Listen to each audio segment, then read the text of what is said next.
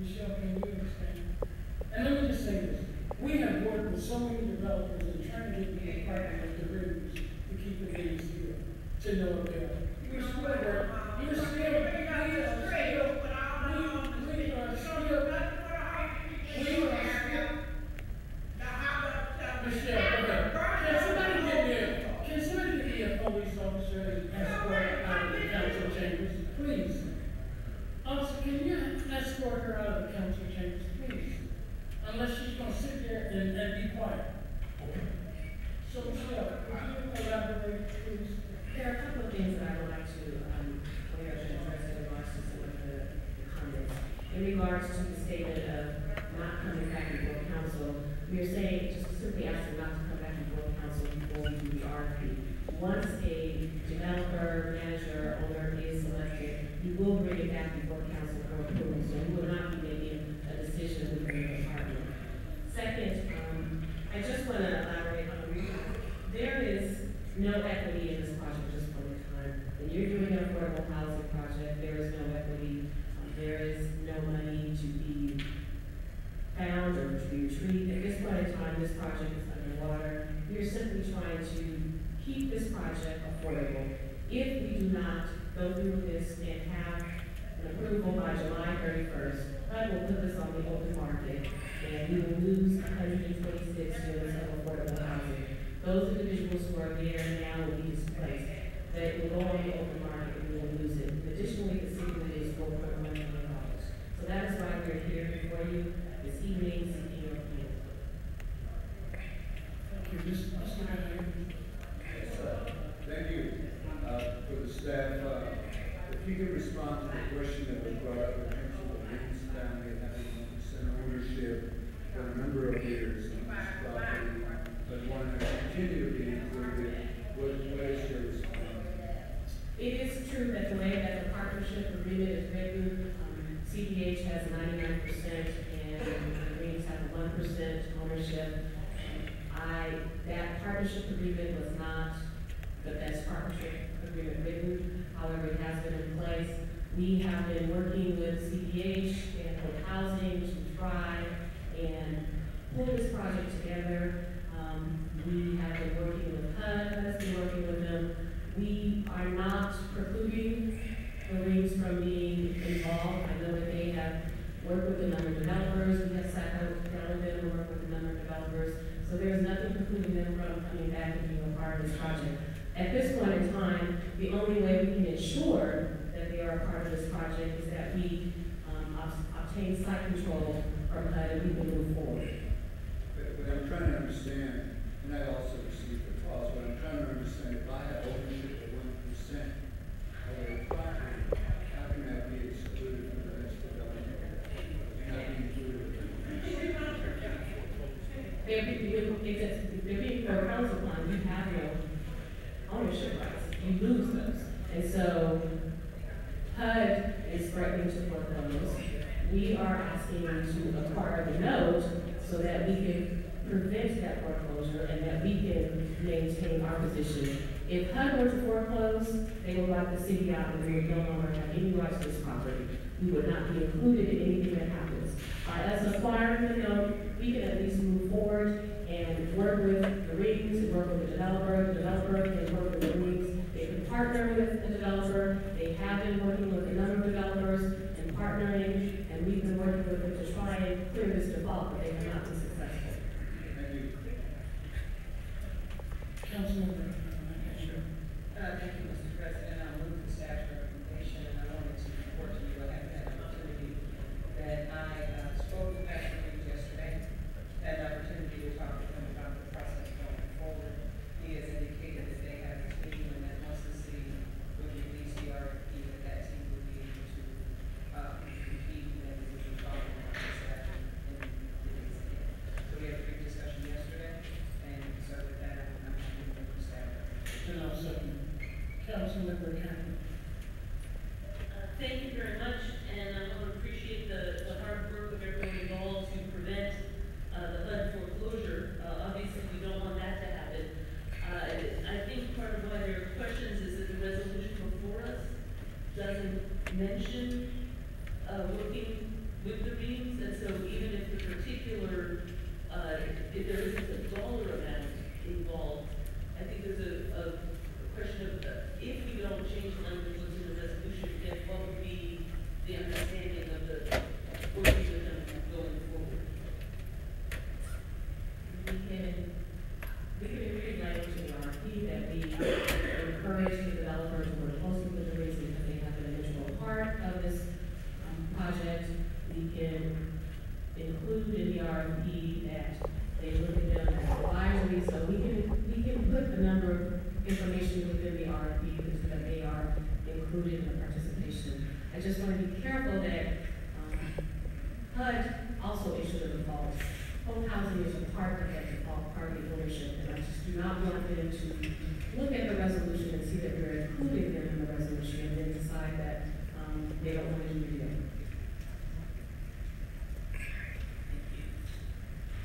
Thank you. It's unfortunate that we get a whole bunch of half-truths. So in one instance, it was said that we would lose this property and HUD would put it on the open market.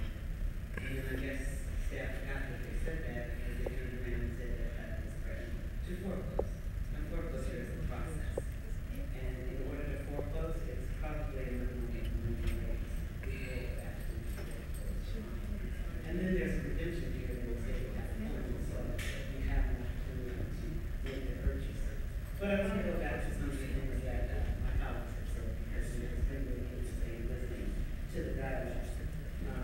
I just spoke with one and today, and they certainly said that you share with my mayor.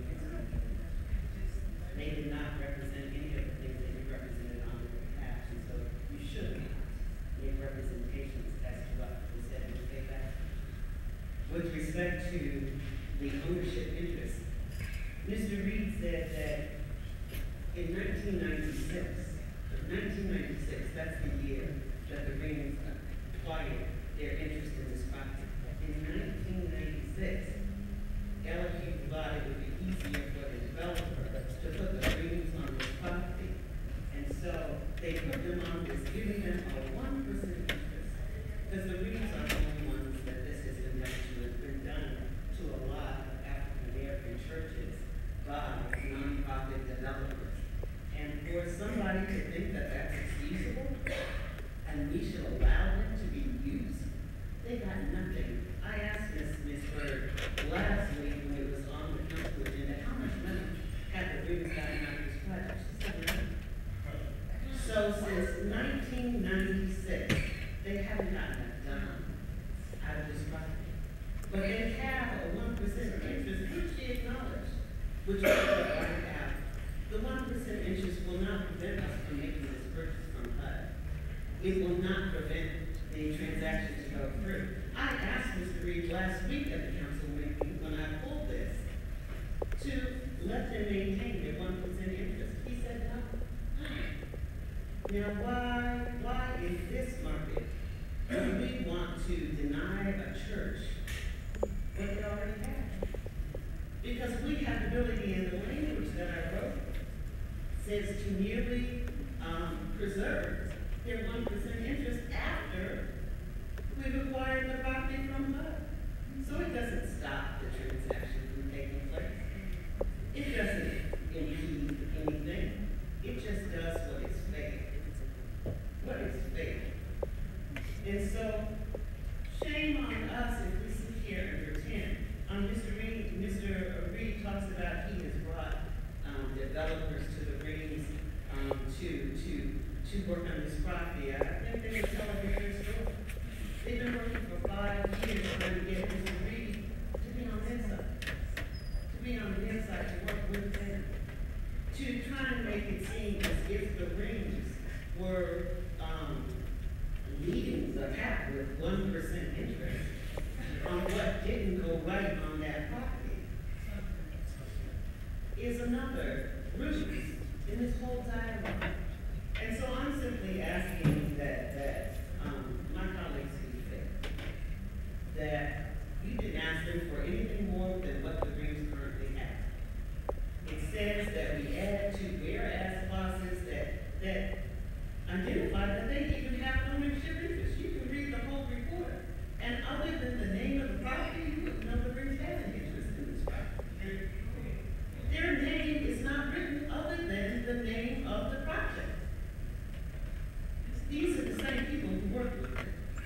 but they didn't tell us that they had an ownership interest. And so, it says after the city acquires the property, then they execute documents maintaining the 1% that the rings already hold. That potentially has some value. They should get something out of putting their name out and taking the hits for all of these years, and to have our staff besmirch them with the behavior of the Southern California, the nonprofit developer that they let come into our community and run amok over our residents. Now all of a sudden they want to do it right? Do the right thing. This has nothing to do with holding up this transaction. It has everything to do with the I'm not done yet. You said that Ms. Bird says that there's no equity, no money to be found. That Mr. Reed said that the rings have no money. Well, if they have no money, this is an opportunity for you to make them whole. For you to make them whole. These are your residents. You ought to be allocated on their behalf, not me. But you haven't. But you haven't. Now, All right, thank you for the motion. That's on the floor. I'm moving my amendments, and under the rules, Is there, it all has to be voted. is there a second for? It's not, there's no second required. Under the rules of the Brown Act, read amendments, we already went through this. On another item, money, how we forget. If you're making a substitute motion, I'm not making a substitute. well, then we have a motion on the table. We vote on the motion. The motion was made by Councilmember Lisa. We went through this on the Department of Life. We went through this. We went through this on the Department of Life. Oh, we have to have consistent rules. Whether this is, we're operating in Robert's Rules of Order. Exactly. Whether it's a substitute motion or an amendment, you still need a second. No, read the Brown Act. Because we go to Robert's Rules of Order. We went through this on the Department of Life. And there was a different ruling. See, that's why you don't even put on the record your ruling tonight. Because the city attorney's office rules changed. So we went through this, and it says that where there is an amendment to a motion, it does not become the maker's amendment. It becomes the whole body's amendment, it has to be voted on by the whole body. Read the rules.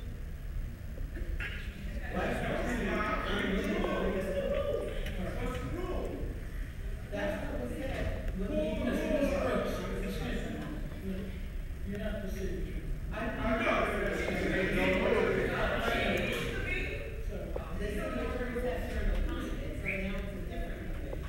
So please, let us see what rule they are, or pull out the rule for amendment.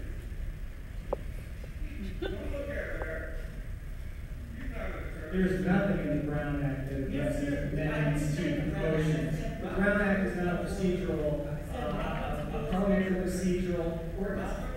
The Robert's Rules of Order say you can propose a substitute motion or an amendment to existing motion. Either one requires a second. You don't have a second, you need a second. That's not what this college. Now, That's not what this college. Just a couple weeks ago.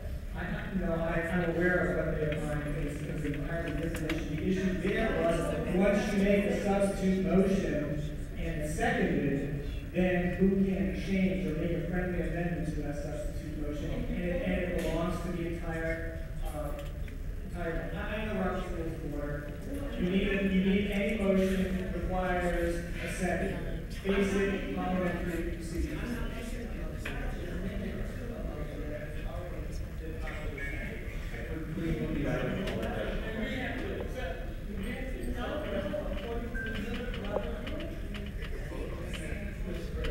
Mr. President, I'll second for the sake of taking a vote, I'll second.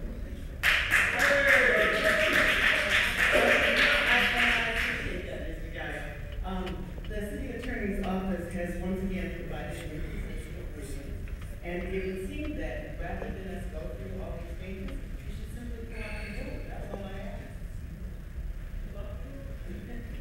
It would take a lot less time if they would simply give us the rule that they're referring to so that we can all become educated.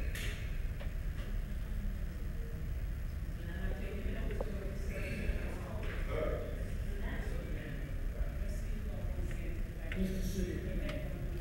Yeah, so we have an amendment. My understanding this is an amendment, not a substitute motion. We have an amendment to the prior motion that's on the floor since seconded.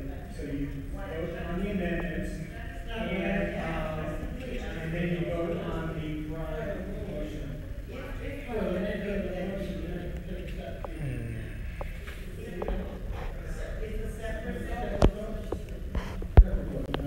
They're arguing over the Brown Act. It's an open meetings law is what they're arguing about right now, and whether or not the motion is appropriate. That's what's going on. But, you know, that property has deteriorated over the years. So one would assume that if you got an interest in the property, if you got some interest in the property, that you would care about the people that live in those units. We've got people that's living in Lowell. We had to send out city staff because there was a leakage of raw sewage into the drain system. We have busted our tails, and Michelle Burke can attest to the fact that the developers that we have been working with to try to find a legitimate part of the going on. So I certainly hope my colleagues will not support this amendment and support the staff that's recommended. All right, Madam City Clerk, would you just do a roll call, please? And on the amendments as proposed by Councilmember Brooks, seconded by Councilmember Dyer, as they have been read and directed Councilmember Brooks. I am voting yes on the amendment. It's really interesting to me that there are two motions on the floor, which again, by Robert's rules of order, I don't know how that happens. Cameron Washington. Yes. Ian. No. Catherine. Yes. McNamee. No. No. And the amendments fail by a vote of 5 votes. So now you vote on the original motion.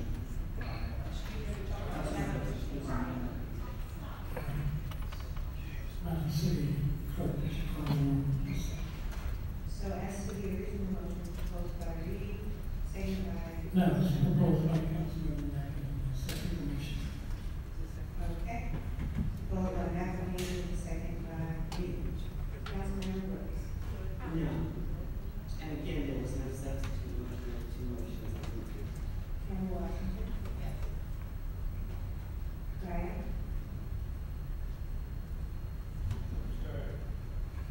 Ian. Cobb. Catherine. McNamee.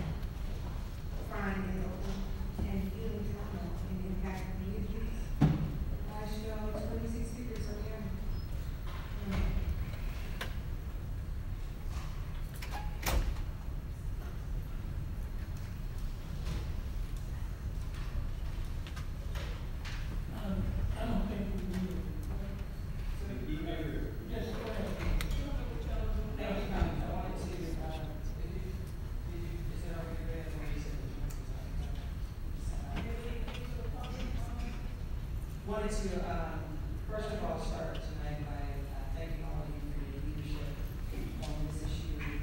Taking forward the money that agency has become a much better proposal, and looking forward to the city administrator beginning the process of hiring the chief of police position. Just before the public speakers come to speak, and a few people just wanted to add testimony on the record that they won't be able to bring forward, Mr. President. I really want to give thanks to Paul Hawthorne. Excuse me. For their early leadership and advocacy in these past 2 years. Also to Norman Cowan and Sarah and Reverend Washington Foundation. Caesar and Julius Johnson, President of Thank you. And Zach Gary. Tonight, as we commemorate those of you who notice that I have on my shirt. The shirt is from the Task Foundation, which is my daughter's foundation, that she started shortly after Tori was killed in December of 2015. And so tonight we give Tori and we hope that we are able to work to eradicate violence. One of the things that we know that so many people have given into this violence that's so pervasive across the country, and I firmly believe that we can address it here and also provide a blueprint for the rest of the nation. Thank you. All right, we want to call the public speakers. Sir, I'm calling the back. Ken Houston, Darrell Adams, Pastor Anthony Woods, Salvador Rivera, Ed Johnson, Gene Hazard, Nancy Sidewalker, Stevens Johnson, Peter Steele, Michelle Edwards, Ken Pratt, Gerald Green, Audrey Kennesaw, Peter Persky, Terrence McNair, Justin Lee, Jasmine Morrison, Kevin Putz, Fred Bledsoe, Julius Johnson, Caesar Johnson, Louis Morris, Gregory Nash, Tiffany Young, and Donald Taylor. Hey, how's it going? For the record, you have, Mr. President, to the councilman representative, how much money is being dedicated to this body that you have proposed? That's number one. How much is the chief executive officer going to receive in terms of a salary? And how many staff members are you proposing in this whole structure? Can I get an answer to that, Mr. Chair? I will, the questions that come, we have been answered. What did you say? She said she will answer it to the public. I'm not, well, I need mine right now, because I want to be able to be able to respond to her.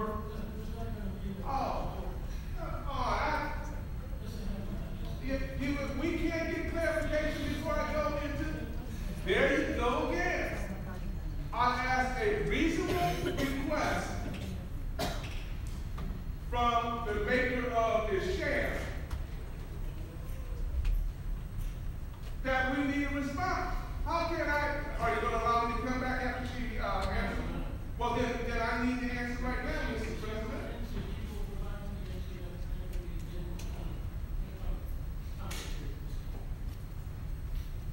So, you remember the question?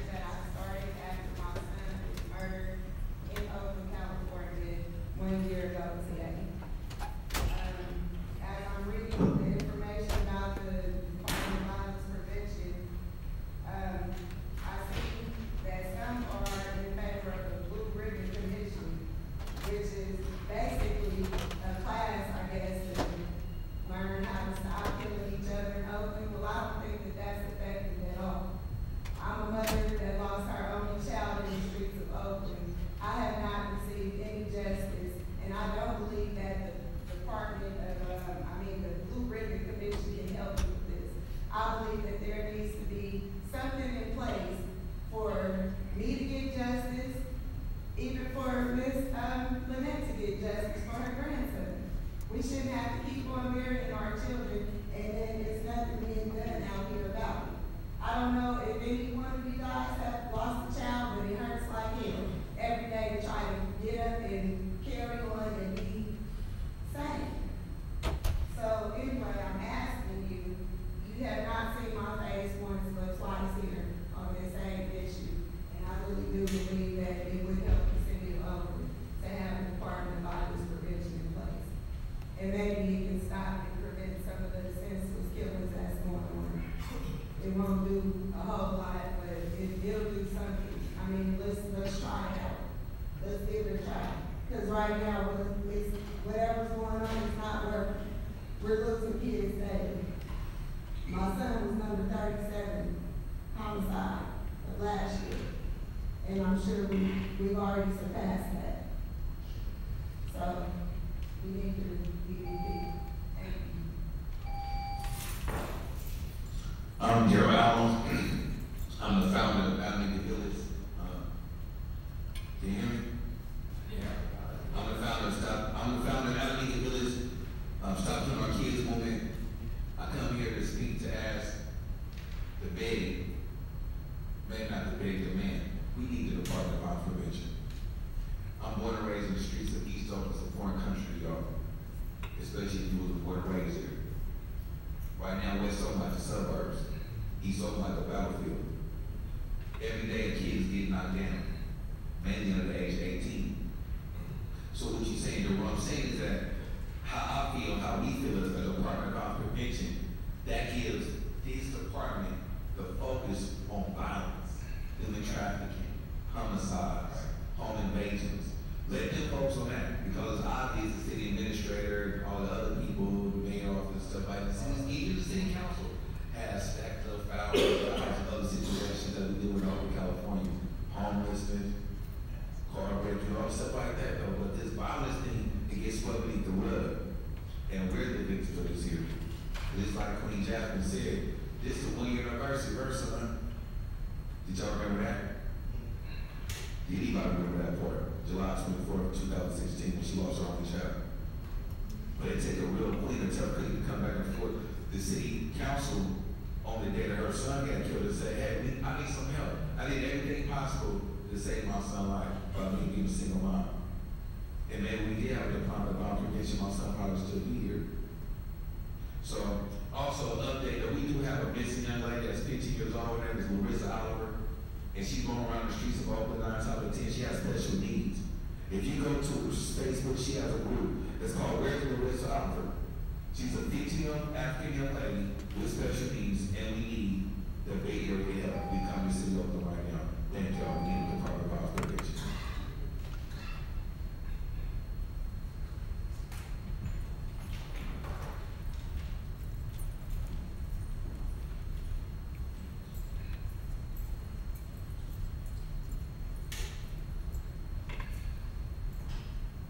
Good evening. My name is Gerald Green, and I'm here on behalf of the Resident Development Network. And I speak on behalf of this violence prevention department. And I say that because a few years ago, we were involved in a similar program in Richmond, which was on voting.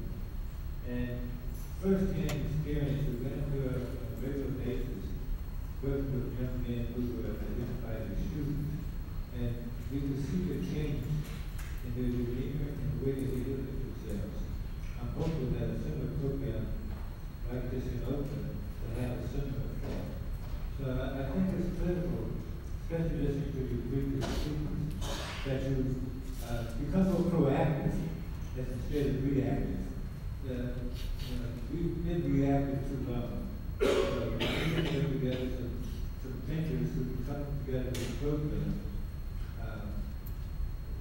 that can help change our children in advance in becoming addicted to crime. So I'm highly supportive of this project, and whether the others I need to give our support.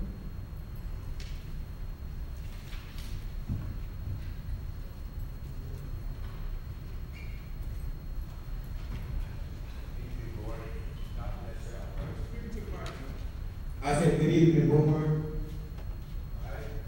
God bless you, God.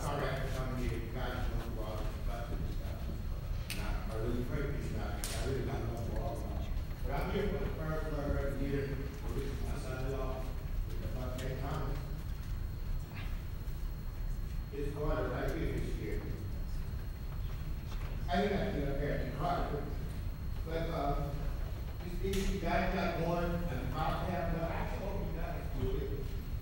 Because this can be a hit in this body of brothers that's going on around here. You guys talking about housing, then another mother's grandson can't receive his dad no more. You know, little police department know who did it. Had him in custody. It said they don't have no evidence. Police department is very God. I hate to say that. I was in the right to pay $10 million. The bitch makes up, and they still in this. I don't trust the police department for about a little bit. But y'all got the problem, man. Don't let money be the reason. Don't let money be the reason y'all can stop this from going on, man. All y'all council people, man. I don't come in here busting at y'all, and I don't want to bust at y'all. I want y'all to do one thing for my grandson. Put something out there to stop this from happening. He's gonna grow up without the dad, man. It's sad. I go through so much every day, and I try to march out there and talk to y'all people. I do it all by myself. This hurts me every day. I don't want to bust at y'all, but I'm just asking each one of y'all to make these decisions, man. I've been over all my life, man. I'm 56 years old the other day. Come on, y'all, let's do this. Try to do something healing up in here. My daughter goes through this every day. Before he died, she had a good job. Now she's trying to get back to healing. She can't even get a job. You know, she's just stressing out more. This hurt more than just, this hurt the family and all this. I don't need to go my time. I have to hurt something. Y'all please do the right thing. I'm going to continue to pray for my boys when I love all of them.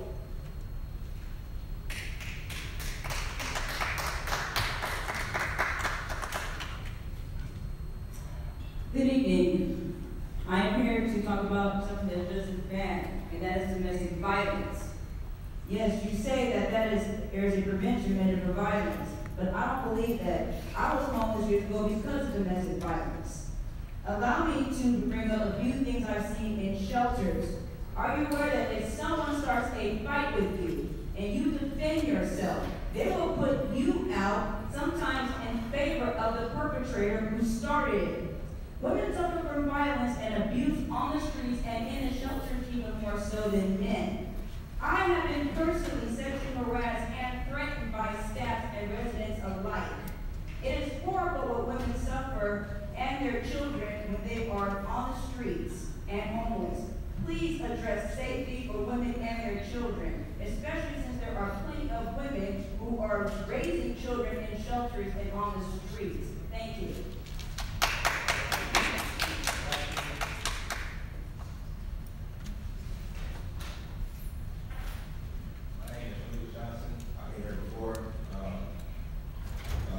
Once again, I want to tip my hat to the president of the council. In 2000, before 2013, I had a brother who got shot 11 times. Flex, luckily he lived. 2013, I lost my 20-year-old nephew and his 1-year-old son laying in the bed in Brookfield. Fast forward, 8-year-old, same nephew that he came out there in South Carolina and they killed my 2 nephews. 8-year-old running around eating chicken or something. He dead now. Dead. And in addition, that was in November of 2016. This is 2017 now. And just after Christmas, we lost his dad. So that's for me personally. I'm gonna just tell y'all straight up. I'm tired. With this goes myself, I'm tired. I'm not taking no more losses. I'm not taking no more losses. Why would we start taking these other kids out here? People who ain't black. You talk about being fair, Miss Desley? Miss Desley, you don't have to look at me. Your soul is black, baby. I'm telling you that. The reason why I'm telling you that, is because when these kids get killed out here, you stood up here and collect all the money for your shit. I don't care what no difference. You was there, but it don't make no difference. The simple fact that these kids out here stretched out on the street, you walk your ass out here and you be out here with these kids and their families. When happened? All right, the next one, you take a picture and you put it, that don't make no difference. That makes no difference. So what I'm saying is this. Something needs to be done about it. Something needs to be done about it. And the only reason why I'm saying that is because there's a war out here in the streets. Hiring more police ain't gonna solve it. If they see what happened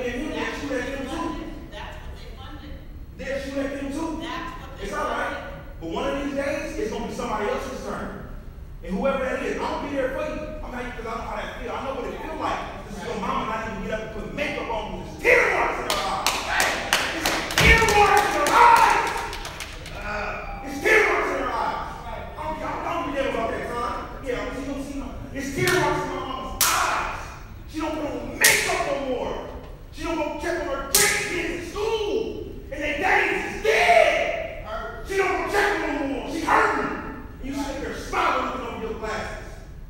It's a hot place in hell for people with souls like yours. And if you don't change, you're going to be out here with the rest of us.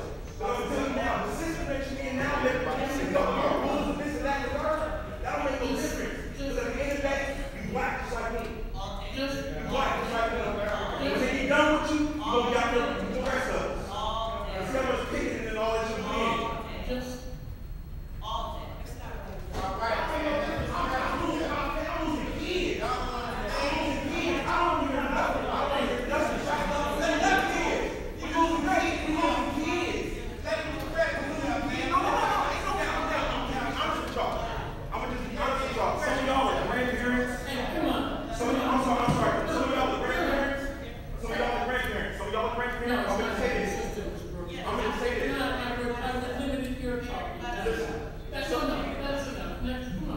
I respect for you only.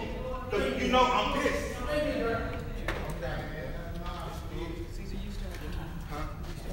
Well, look, this is all I ain't got too much to say. Because I'm trying to talk to me first. It's the same old thing over and over again. But I know we do need a part in the body division for sure.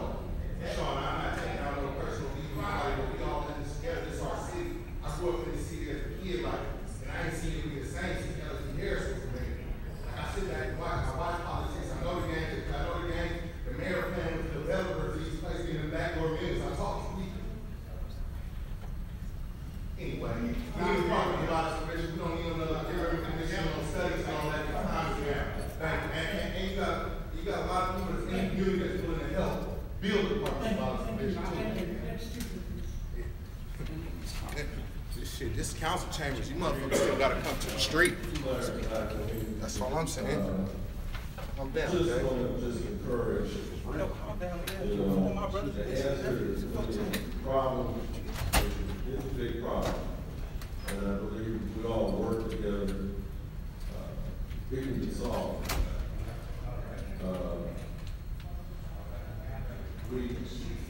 We all lost. I lost my grandson on December 15th, 2015.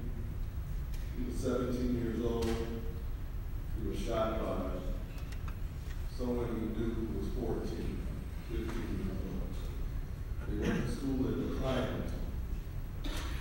So we got to do something that's going to help. You know, I've lost more than just my grandson, my cousins, friends. I had to help bury, you know, and like that young man, yeah, I'm tired of burying folks, especially young people. They should be burying me. I shouldn't be burying them. It's something you just gotta stop. And I know we can do it if we really put our mind to it. The problem's big, yes, but I'm very hopeful that it can be done, you know. And those who feel like if we all work together, we can get it done. But you can't be negative or say it won't work when the present system, and not trying to point fingers, haven't worked yet.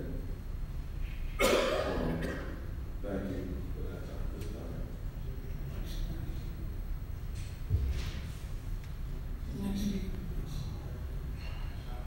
Good evening. My name is Kelvin Fox. I represent the Brotherhood Development Network, and I also represent the Rights and Passion program that takes place at Juvenile Hall National Security Unit. So I have invested interest in violence prevention, managing the trenches, acting part of the work to prevent violence. And what I want to say is there's solutions to violence. And it's not an individual solution, in my opinion. It's a social solution.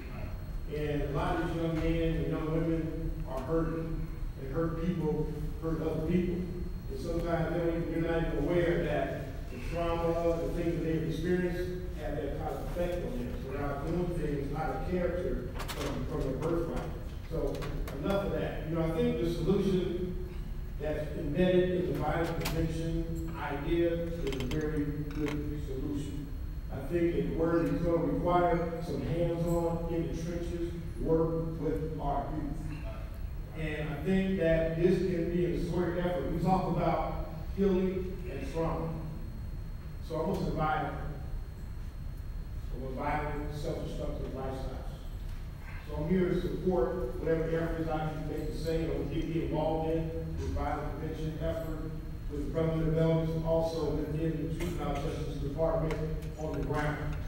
You know, I wish that there was a time where you can actually visit and be aware of what's happening inside our young men's souls. Right. And how they're showing up in direct contradiction of their birthright. And these ideas and thoughts and consciousness weren't born. They weren't born with these kind of ways of being. It was a learned behavior. The life behavior need to change. It was not really all about just taking guns away from them. It's about healing their souls. So with the brotherly developments and the different things that we're involved in, I think we need to come together and start healing the youth of our community and offering to our friends through violence and approach. Thank you. Next speaker, please.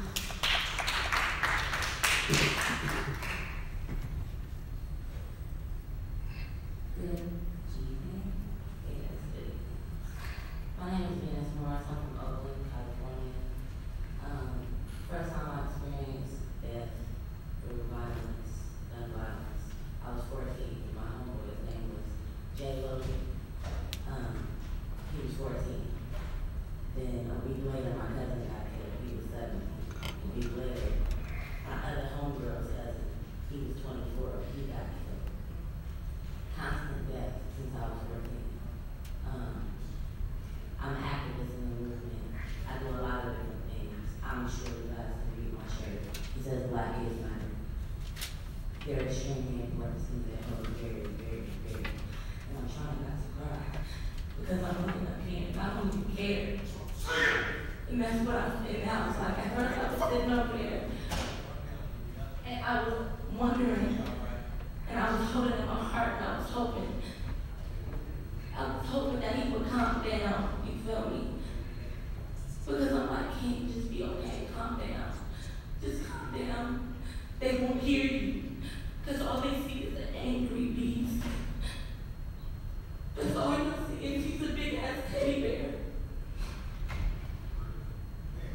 He's a teddy bear. I just came from working with children. I work at Oakland Freedom Schools.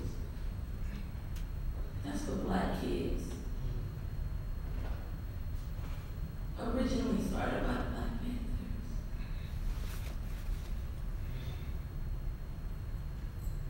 Ms. Washington, you ain't even making eye contact.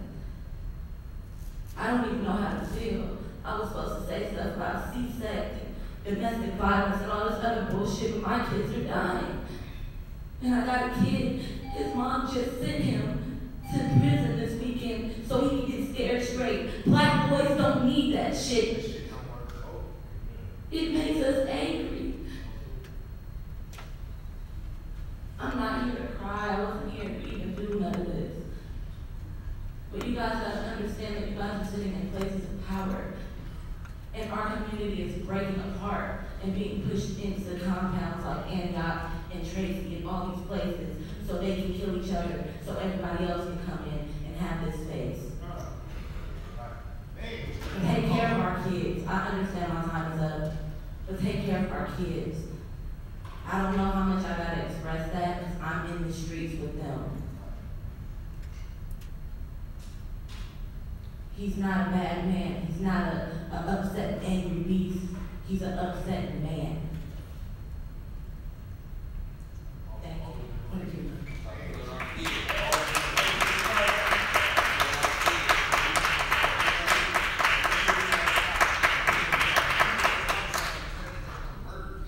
Good evening, City Council.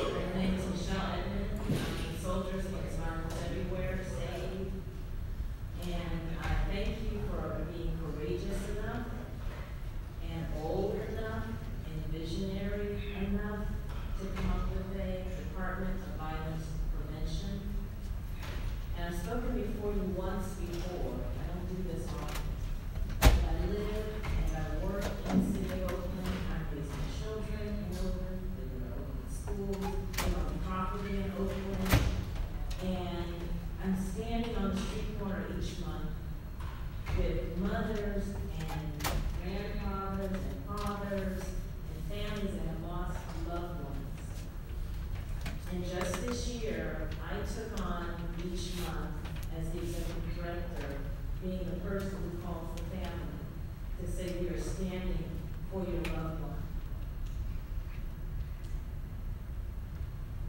That means witnessing their deep, wrenching pain.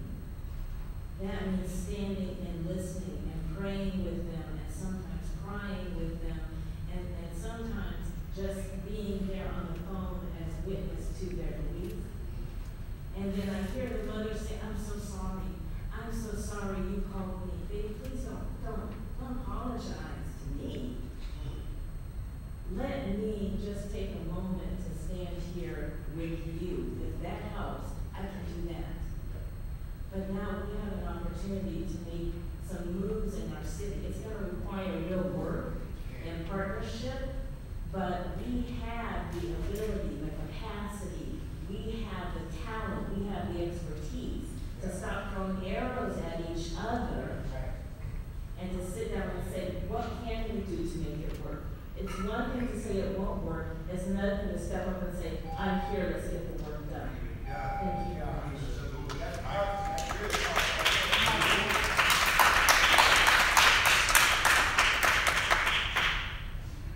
Hello, Council. My name is Melvin Cowan. I'm District 4 resident. First, I'd like to start by saying thank you to Council members Larry Reed and Lynette McElhaney for pushing this very important legislation. Councilmember Kaplan for sponsoring, seeing the value of it ahead of time, and saying, yes, I'm down to support. Council members Cal and Andy Campbell Washington for seeing the value and supporting, and just everybody for offering the necessary critique to actually help us to strengthen this. And we know that we still have a little ways to go, but this is where community has chimed in, and community has said, yes, we want to support, we are here to help. Councilmember again, thank you so much for also supporting as well too. What you're hearing right now is the plea of family, of Oakland, right? This is my family right here, and we're speaking, saying, yes, we need this right now. These are the challenges that we're experiencing in our community, and we have an opportunity to do something about it, so let's make something happen. We talked about there being the need for strategy. Well, we went forward and we worked on that. We brought forth strategy. Yes, it needs to be tightened, but yes, we can do it. We said there needed to be money, in the budget to be able to support it. Well, we all worked together and we were able to put the funding necessary to at least get it started, right? So we do have that. And so what's the next step? The next step is about us hiring a chief, hiring a deputy to be able to support that chief, bringing the community on board to be able to also support that chief as well too. And then let's get moving forward with the mission of protecting our young folks, the mission to protect our young ladies, our young men that are being molested in the street and being sold for commercial use. Let's protect our individuals, our young women, our men, folks that are being impacted negatively by domestic abuse. Right? These are conversations that are not really happening, but for Oakland, we have an opportunity to be pioneers in the nation, to be innovators, and to be the ones to truly make a statement to say, yes, these communities matter, and we are here. Thank you.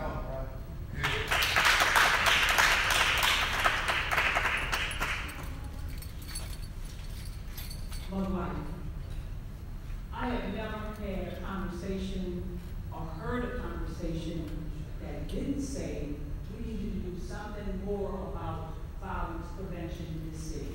It hasn't happened. The only conversation that's been uplifted is the process and how we proceed to get the most effective violence prevention program in place. It's been the only conversation that's in dispute to some degree.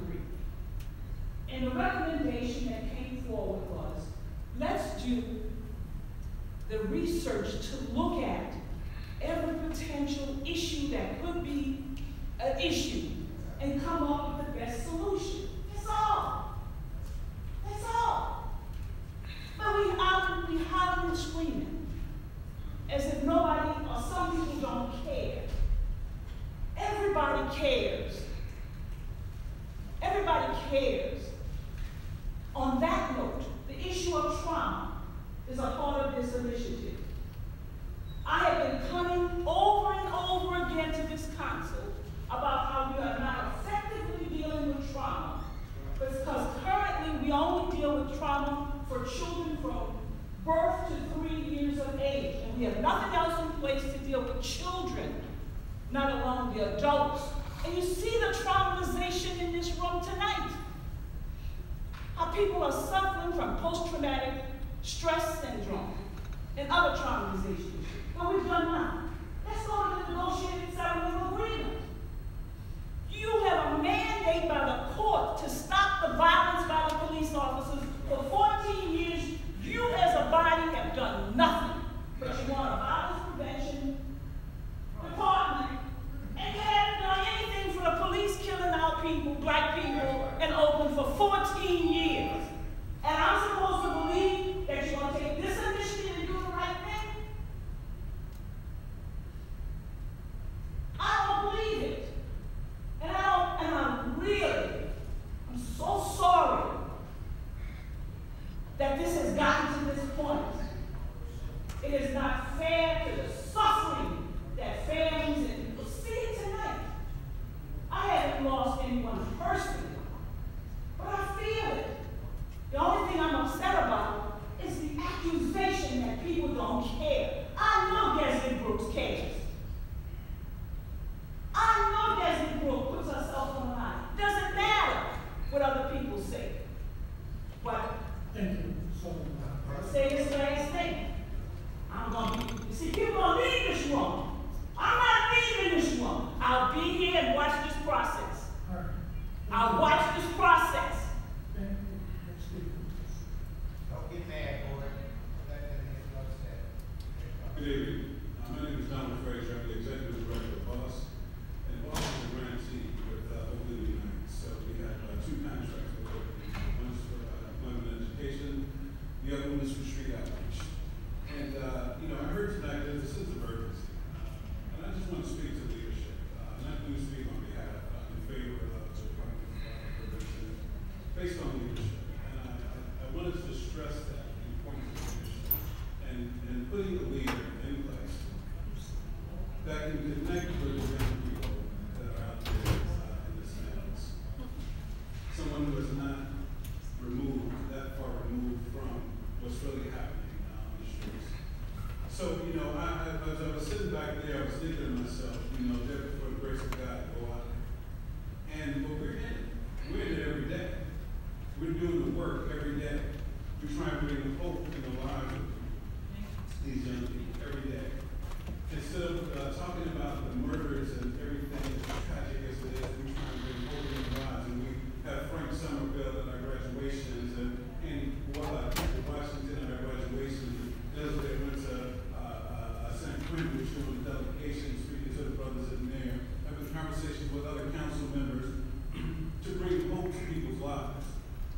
It's my belief that leadership is important, and I think that with the Department of Violence Prevention, to choose a leader that is established, to choose a leader that can connect with these young people in the community, to choose a leader that is well connected, not just locally, but at the state level and the federal level, that can bring more funds in. Because the work that we're doing is not enough funding to do the education and development work that we need to do the level of street outreach that we need to do in West and East and DVP. It's just not enough outreach workers that we can hire from the community to get that work done. That's on that side. Leadership. Thank you. Thanks, sir.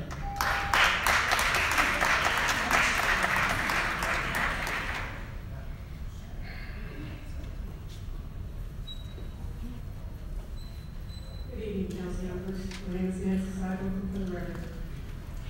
Well, the emotions that violence brings in Oakland affects all of us. I've known 7 young men that have died privately. They were neighbors of mine, a couple of them, and moved in other areas. But when you're talking about having a department specifically for this, this should be a nonprofit issue. This should be an area where the ministers come forward and work with us. This should be something that is part of the police department, because that's where the knowledge and ability is from, and the DA's office needs to be involved in this. But we don't need to be using our hard-earned funds that we are trying to spread thin while we have departments that don't have any staff people. While we have our streets that are loaded with illegal dumping, the homelessness and stuff, and now you're going to start a brand new department where you have the means to set this up to work within the confines of the police department and the DA's office and make this happen. But that sit there and say that an individual can come and work as a violent prevention person. Violence in Oakland has been going on for a number of years. When it quiets down in Oakland, it starts up in Vallejo. Or it goes to Tracy, it goes to Stockton, goes to Pittsburgh, goes to Antioch. It moves around. But I don't think that we need to be spending hard-earned money that the taxpayers pay for when we don't have the services being performed in this county that are desperately needed. And I have time seated to if I can crack. So when you look at this, and you look at how we are spending our money and what staff positions are not being filled, and the fact that you had to drop one of the cleanup crews for the illegal dumping, and now you want to start a new position, and I'm sure the salary is not going to be $5 an hour. It's going to be outrageous like every other department head of the city is getting, who can't do the jobs that the staff people are hired to do because they don't have the qualifications to drive the vehicles and do the kind of work that the people that are hired to work on the streets and work within the community. So I would seriously think about where you're going with this and how you really want to spend the taxpayers' dollars. If you really want this to work, then start working within the confines that you have available to you. And not sit there and waste our hard-earned dollars on this. Thank you very much. Thank you. Any other answer? Ms. Hall, please step to the mic, please.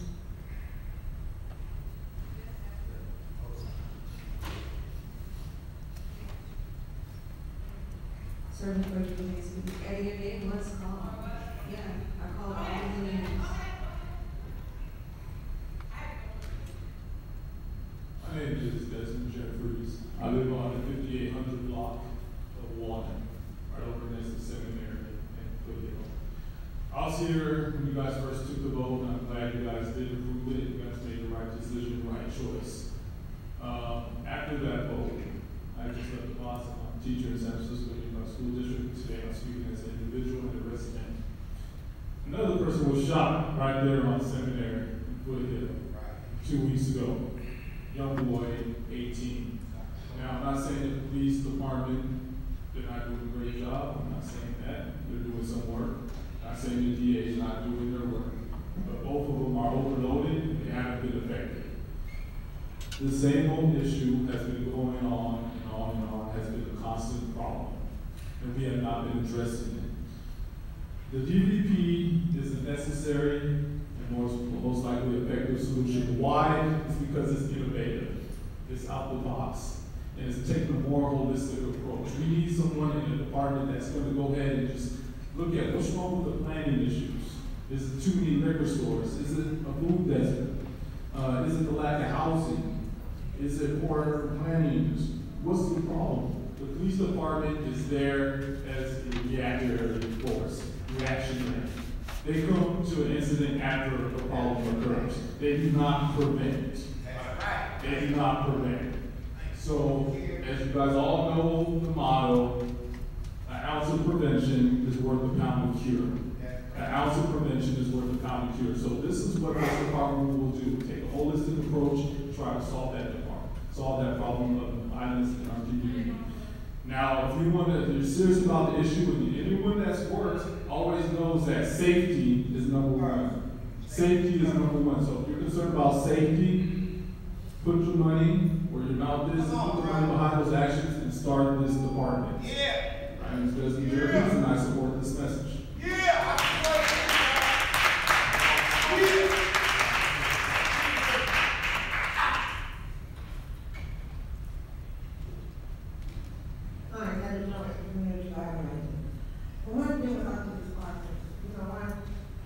I I don't feel that no one that's running the department have put themselves in a position to do anything to try to stop the violence.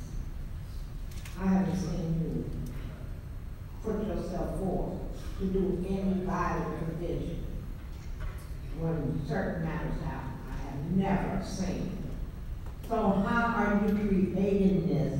Apparently you don't know that much about trying to overcome violence in certain circumstances within our city.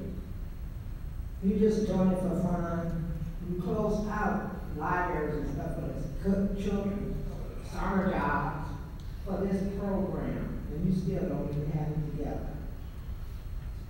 But the kids are suffering.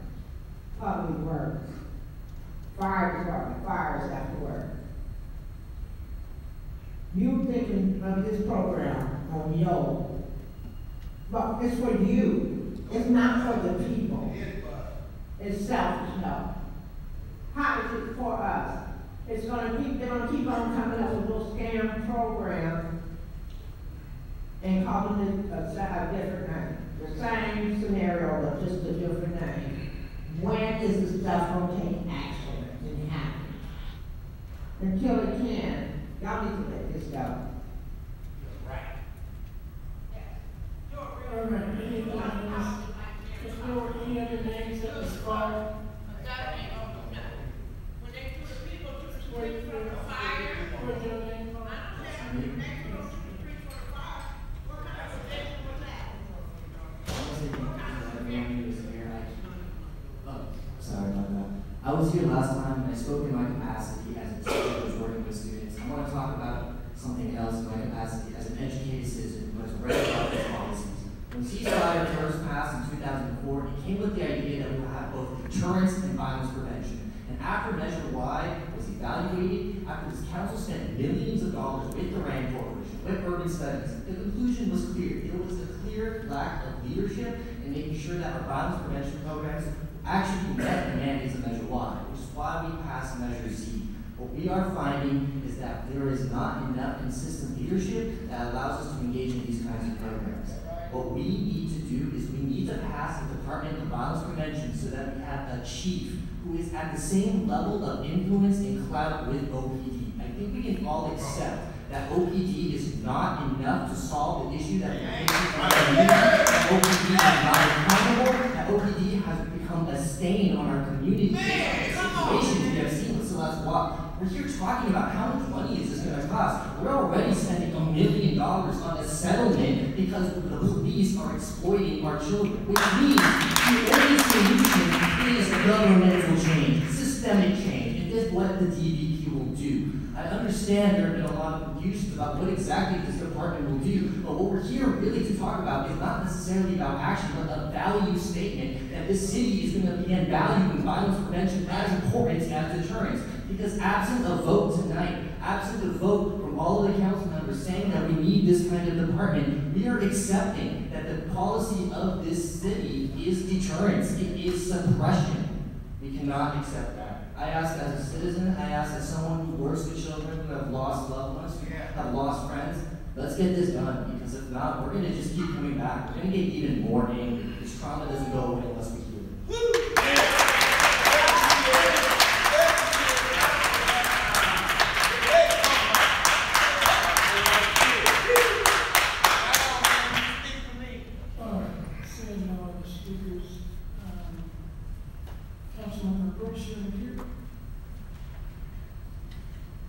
Thank you. Since it seems like I'm the one who's holding up this department's progress, I don't ever want anybody to think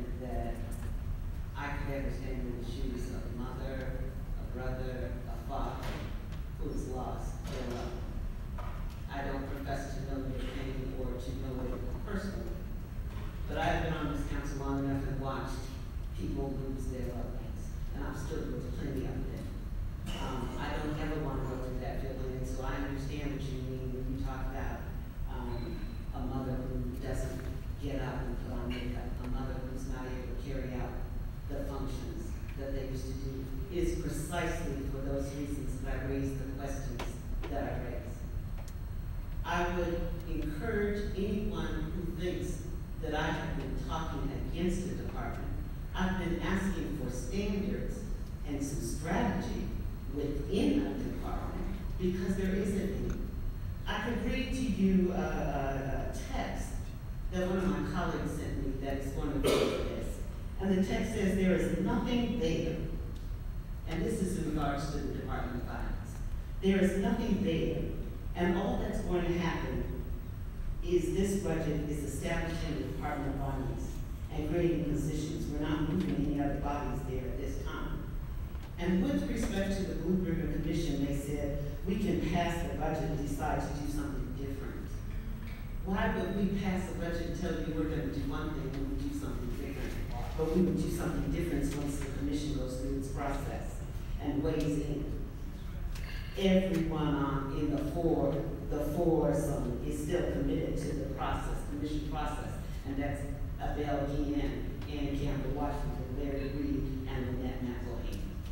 So they knew that that Blue Ribbon Commission that I suggested finally gave some legs to a concept.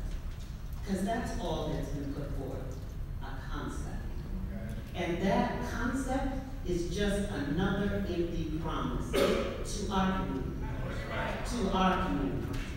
And so if you're serious about wanting to see change, then I would ask you to ask yourself a couple of questions. One of the speakers, a speaker from my district, got up and said that it's unclear what this department is going to do. Why?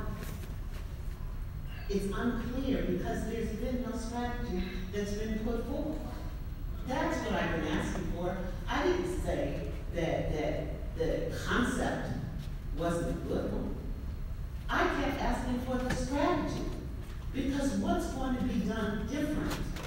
The last speaker got up and said, we're not talking about action, but our community can't afford another empty promise where somebody just comes out. Because we say the word prevention, is that supposed to result in prevention? Because if it is, then we've been saying those words for a long time. And so I would encourage people to go read to see. And I kept hoping that the proponents of this measure would add some substance to the conversation. They didn't. But they brought you out to tell us your stories and to have you cry in front of us and to show us your pain. But they never talked about substantively what this department was going to do. And so don't be mad at me. You should be mad. The proponents of this measure said that we're going to have, we need big change, not incremental change. And so we're going to have an 80% clearance rate. Well, they didn't bother to tell you that the clearance rate is 78%. And so incremental is 3%. What's different? What's different? They didn't tell you, they said we're going to have an 80% homicide reduction, but they didn't bother to tell you how. And if we already know, then why isn't it being done? And so I'm not against you. I understand your pain. And it is for precisely those reasons that I ask these questions. Because I don't want you to come back and nothing has been done. I'm going to push and keep pushing to ensure that they don't play you. Because that's exactly what's happening right now. And so that's why I put into place the Blue Ribbon Commission that would put some substance behind this and help us to get to best practices. That would make a difference, not just sell you a bill of goods. But if that's what you want to believe, that's your prerogative. I will not do that. I'm going to continue. But no, you let people go on, and so I'm going to go I'll let you go right now. I'll allow you to go beyond your 4 minutes. I'm not done. Let's go. And so, if we talk about a holistic approach, I said let the Blue Ribbon Commission do the same work that Richmond did. Richmond went through a process by which they established their department. They didn't just establish it and hope change would happen. Richmond went through a process. And so I didn't want to presuppose what the outcome was going to be. I said that go through the process and include everybody. And then, whatever the decision was made about establishing or not, that wasn't my call to make. But we would have made an informed decision about what we would do. I'm going to continue to do that. And I've been Black every day of my life. And will continue to be. And because of that, I believe that I have a responsibility to push and make sure that the best is done. Council,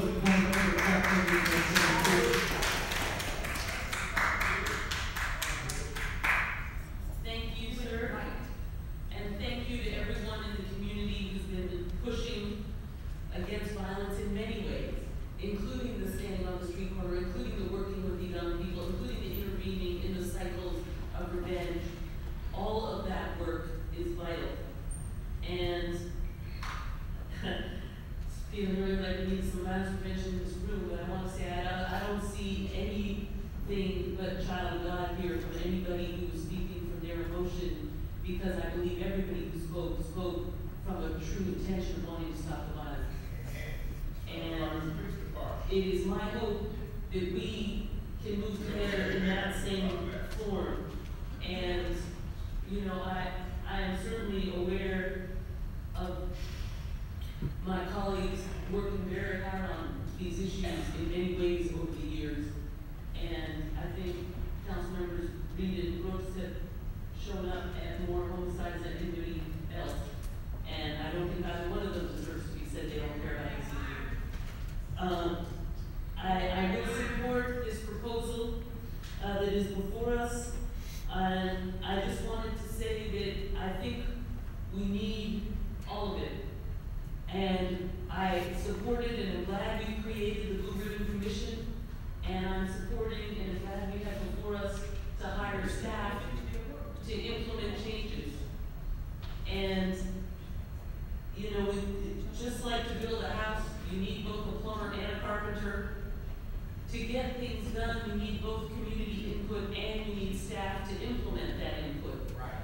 And so I actually think, though the conversation has in some ways been unpleasant, that the outcome of yes, we need a community commission, as was proposed and as we voted to do, and yes, we need high-level staff to implement the recommendations that come forward, are both true. And lastly, I want to say, you know, when people ask the question, do we know what needs to be done, and if so, why aren't we doing it? And some of it is absolutely, yes, we need more of that work to be pulled together. That's some of what the commission will do, to pull together those best practices. But I also want to share a specific thing that I hope that will be done and recommended both by the commission and by the staff of this new department, which is Americans shoot each other more than anybody else on earth. Americans shoot each other hundreds of times more than everybody else on earth. And it's not because Americans are inherently more evil. It's because there's more illegal guns running around. And so I hope in the course of arguing about what structure to use to oversee next steps, let's not lose sight that we need to crack down on the illegal guns. Because that is why there are so many shootings. It's because there are so many illegal guns being sold into the community for other people's profit. And I hope we will continue to work to crack down on that. And if it is the appropriate time, Madam McElhaney, it would be my honor to second your motion. Thank you. Thank you, Councilmember Capital. Councilmember. Stop the police violence. You don't say anything about that. You're very excited. And they get away with homicide. Excuse me, Mr. Hudson, please. Yes, Mr. President. Thank you. Y'all are very excited.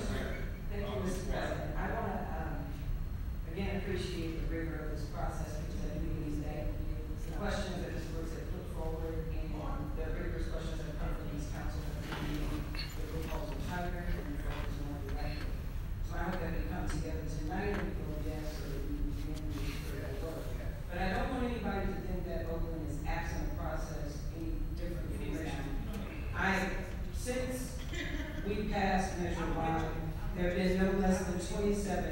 reports, commissions, studies that have outlined everything that we need to do.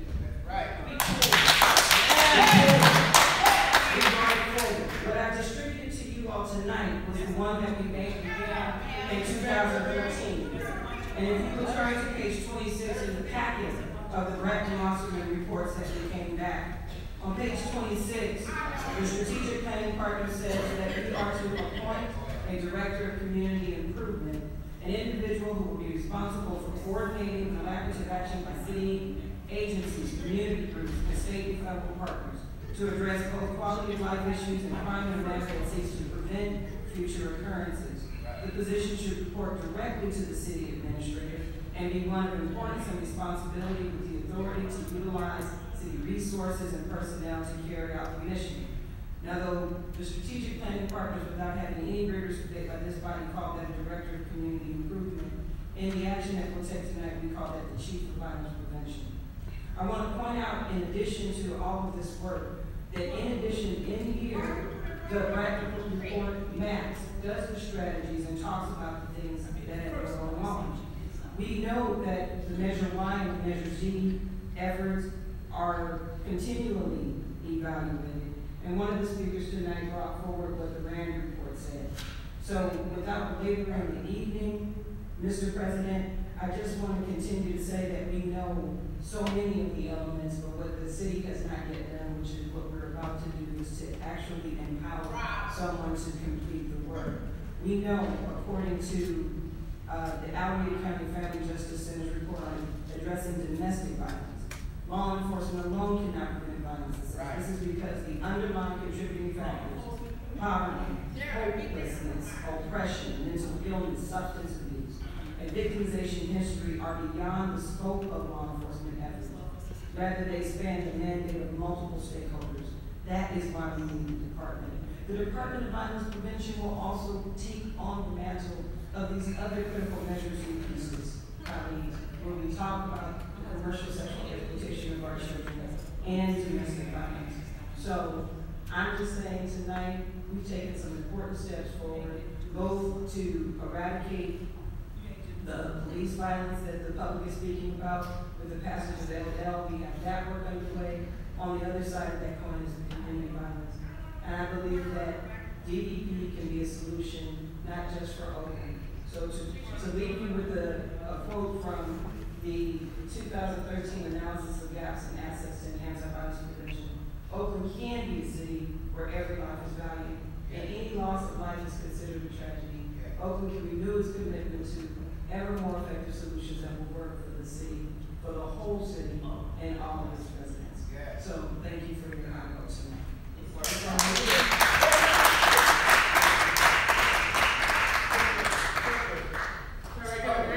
Yes, I'm sorry, Mr. Hazard, I did want to answer the question. The budget that was adopted in June set forward the chief of violence prevention, the deputy chief for family violence and violence, and the salaries and all of that will be determined, although it was based on the staff report provided by the administrator's office, all of that is determined by the administrator. All right, thank you. You have a department and you haven't determined what they're not. Councilmember Gardner, you may speak. Oh, that's crazy. Mr. Gardner. Thank you.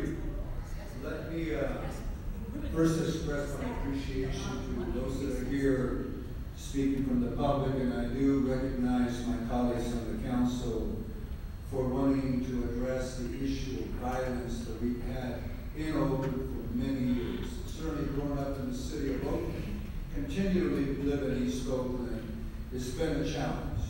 You know, I've been to every prison on the male side and female side, watching my brothers and sisters spend time. And at the same time, we've had cousins and friends and neighbors that have lost their life. But do we all believe a department, another department, is going to make a difference? If we believe a department will make a difference, we'd have done it a long time ago. We have plenty of departments, from working on the street to you name it. So the issue for me is this. I believe we need to do something that's different. but I don't believe that creating a department is going to change my behavior and attitude. Because what I do agree with you, in the city of Oakland, on every corner I have a church, I have a school, and I have a liquor store. And I got to choose which one am I going to make my priority. In Oakland, you have an ineffective school system. Do I need to explain it to you, those in West and East Oakland? That's why a lot of us go to San Andrew High. Embryos, 80% Oakland kids. Incinel High School is kids from Oakland. The second thing we never talk about, we have parents that are irresponsible. Everything begins at home and ends at home. What my children do on the street is what I taught them to do and how I supported them and educated them. Those are realities that occur here and what you choose to do. And also, talk about government. What does a young people coming out of high school do? Do they all go to the University of California, Stanford, like my kids do? No. I see my young people laughing. What do you do? What choices do you have where we used to have a job that we can go to? I may not have all the skills and tools, but I had a place to go work. I needed something to do. I had a place to go work, as opposed to hanging out on the street. So for me, how do I invest $1 million that I will have? I'd rather invest $1 million directly on young people, not only to improve their parks and recreation, improve their libraries, improve their schools, and at the same time, you know what? You can have a part-time during high school. You can have something to do during the summer. It's like the thug on the street always says. The young man that once told me, he says, Mr. Guyer, the difference between the drug dealer and the politician is that the drug dealer has something to give me, and the politician, all they do is talk about it. So I say that to you with all due respect to my colleagues. I still believe that $1 million can be used in our children. One of the priorities I have right now is housing, truly affordable housing, that your children and my grandpa and grandma can have a place to live. Otherwise, Oakland will continue to be challenged, and a department is not going to change my behavior. Thank you.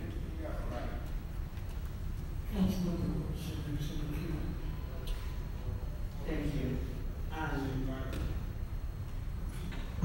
We pulled out a 2013 report as if it's something that we should follow. On the face page of the report, it says that this report is the last in a series of 3 reports and work designed to begin to develop a citywide crime prevention plan. The citywide crime plan needs to be finalized by the community, residents, leaders, and stakeholders. This report was written by Bratton, the police chief from New York, and was summarily dismissed by the community. And so we bring out loads of paper and act as if, and again, I cannot stress enough the desperation to try and make it seem like something's happening when nothing is happening. Every time there's a pull-out of something that doesn't amount to anything. And that's why I said, do a process that involves a community that gets us to where we need to go.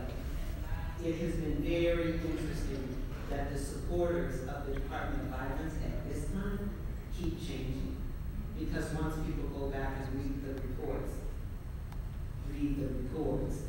there's nothing in the reports for you to hang your hat on. There's nothing different from what's being done. That's the question we have to ask. What are you going to do different that's going to make a difference, that's going to get to the goals that you say you want to achieve? Nothing has been presented. And so to keep selling to a community that simply by saying the word, somehow there's magic physically does, and it's going to change, is a bill of goods to a community that can ill afford that. I know they're going to pass this. And so now I would challenge all of you who have come out and ask for this to continue to come out. Like Ms. Olabada said, make sure they do what they're supposed to do. And that's what I'm going to do.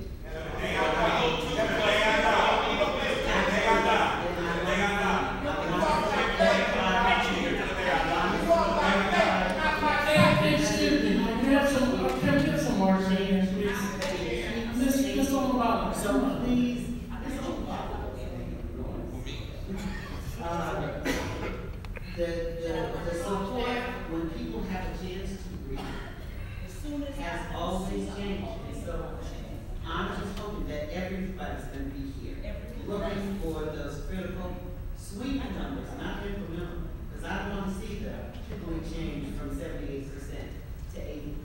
That's 2%, that's not bold, like what we put out. So I hope that I see everybody here pushing to make sure that this real change takes place. And with nothing. Thank you, Mr. Brooks. Mr. President, all right, there's a motion on the floor by Councilmember McEnany, second by Councilmember Kaplan. And City Clerk, if you would call the roll, please. On the motion, Councilmember Brooks. Karen Washington. Diane. No. Ian. Aye. Bob. Kathy. Aye. McEnany. Zeke. Aye. Motion passed. So if we didn't hear that, it passed with one nay vote, and that was Nolgayo District 5. So yeah, Godfather will be on later, but that's what happened. So there you go. And we now have a Department of Violence Prevention, although no one is quite sure how it's going to work. So, and that was the issue. It's not that it's not a good idea to have one, but the issue is well, how do you get to a point where the issue of, hold on a second.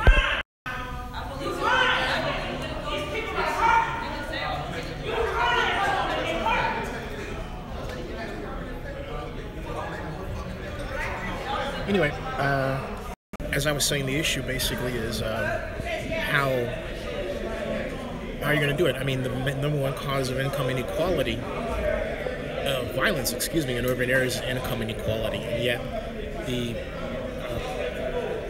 the department, right as it stands now, doesn't address that. But on the other hand, there's an opening to say, okay, we can focus on economic development. There's the issue regarding the police. There are a lot of issues, but it's sort of an empty vessel by which people are going to pour in their ideas and their takes and everything else. So we'll have to see what happens. Basically, that'll have to be determined. So so again, we're going to see what happens, and we're going to see what it's another cookie. Well, yeah. It is, but we'll have to see what happens. You know, it is another cookie cutter fix, and again, it doesn't address a lot of things. But you said it right there, so there you go. Okay, and let's see here.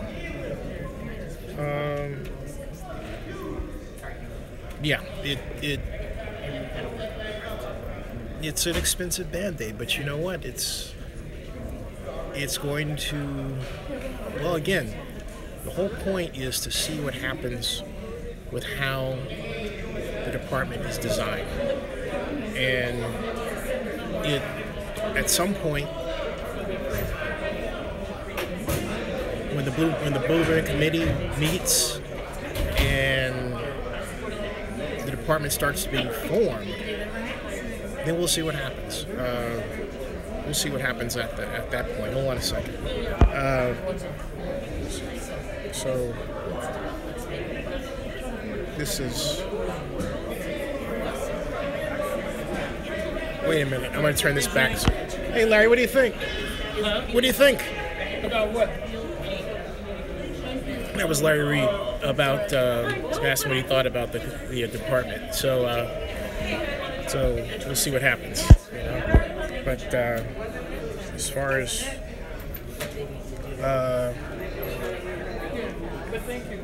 congratulations, you're very welcome. So you can congratulate Lynette. She worked hard on it. Congratulations. Yeah. Thank you, Zenny. Yeah, definitely.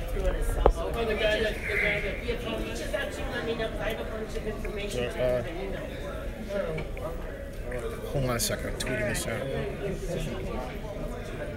That's why I watch it on TV. We are. Hashtag. I'm putting this out on.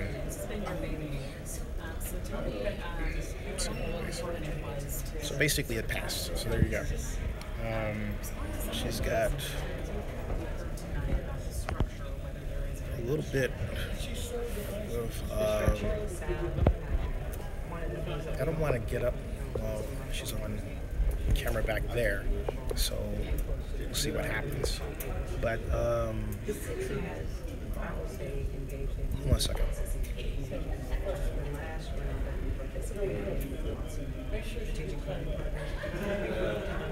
Stop asking the same questions. Go to work. And so how do we lift up the concerns and how do we lift them and focus on what we know right now is that we continue to do emails for our major city council. What we know right now is that this trauma has become generational, it's perpetual, and we have to integrate that cycle. And we need to do that. So my goal right now is to make sure that the chief comes with is hired by this fall so that we can work organizing, coordinating, and allowing this coalition into this work to really weigh in. We're doing a lot of the steps and consistently reports repeatedly times to lack of coordination and high level leadership of the business. And so the council has done that, we have funded it, and it's very much akin to the same thing that we're hearing from the court on the other side, is the accountability, the focus, and the direction. So I think this is, the time is now. We have a new chief of police, we'll have a new chief of violence prevention, we have a council that's focused on resources, and now we're going to be all on the ship and doing some of the things. And unlike some of the comments we had today, some of the candidates, what I heard in some of the criticism is the crisis.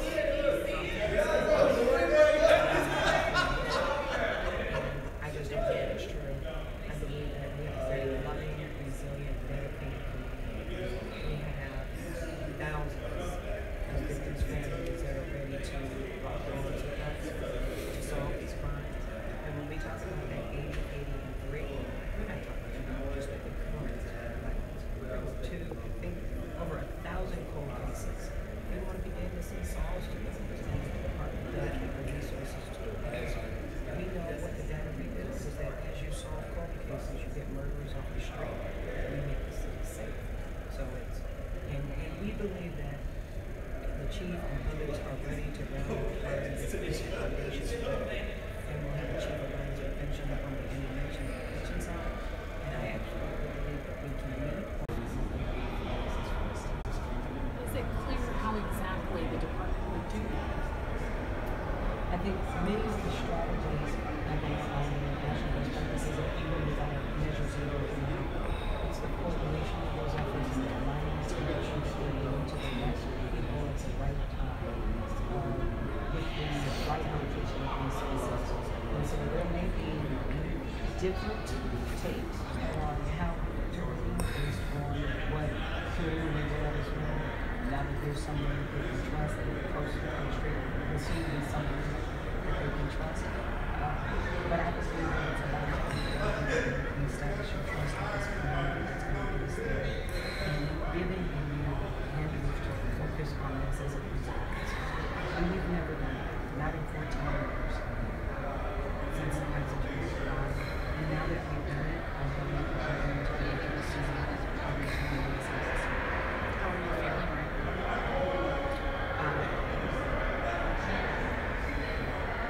I am sad that this intervention is too late for Torian.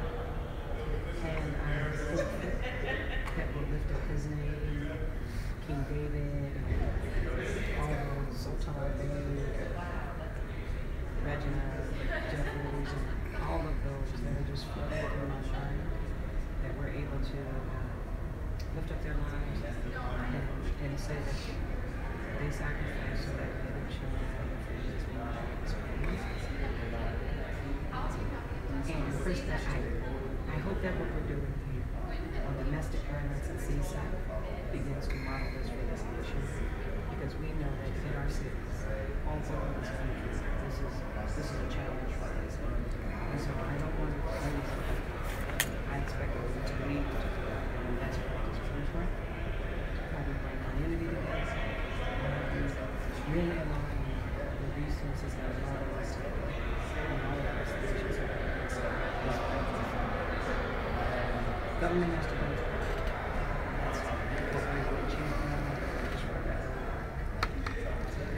Hey, council member.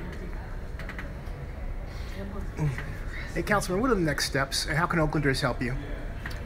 The next steps are going to be to identify the Chief of Violence Prevention and the Deputy Chief for Family Violence, which is Domestic Violence and CSAC, and join the Coalition to End Violence. They're not leaving. They are holding me accountable to this work, and I'll be following up with the city administrator on the timeline. So, yes, hold us accountable. Let's look for it. Let's believe everyone for the 80, 80, and 3. We want the churches to adopt it and the boys' club to adopt it.